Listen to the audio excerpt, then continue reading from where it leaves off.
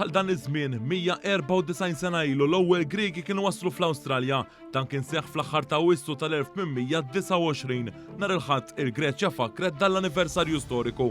Dan il-grupp ta' Griegi li kienu baħrin u kienu jammontaw għal 7 spiċċaw l-Awstralja wara li nsabu ħatja ta' piraterija f'qorti f'pajjiżna. Dak iż-żmien immexxija mill-Gvern Kolonjali Ingliż. L-Ingliżi u Malta kienu ilhom mill-1800 fejn imbagħad ħaddu t-tmexxija ta' pajjiżna 13-il sena wara. Eventwalment 8 snin wara il-kundanna, il-Gvern Ingliż ħaffer lil Griegi għar-reati imwettqin minnhom. b'5 jirritornaw fil-Greċja waqt li 2 oħra baqgħu jgħixu fl-Awstralja, fl-art li wkoll kienet maħkuma mill-Imperu Brittaniku. F'dak iż-żmien il-piraterija kienet in-norma tal-ġurnata, speċjalment taħt it-tmexxija tal-kavallieri dan meta kellek il-kursara li jiġġieldu fil-Baħar Mediterran bil-forzi Kattoliċi attakkati spiss mill-Imperu Ottoman, ġlied għad-dominju reliġjuż li karatterizza s-seklu 16 partikolarment. Ma ninsewx ukoll li l-ewwel Maltin li waslu l-Awstralja għal ħabta tal-1810 ukoll kienu persuni li ġew ikkundannati fil-qrati tal-ġustizzja dak iż-żmien u maħsub li l-ewwel emigrant Malti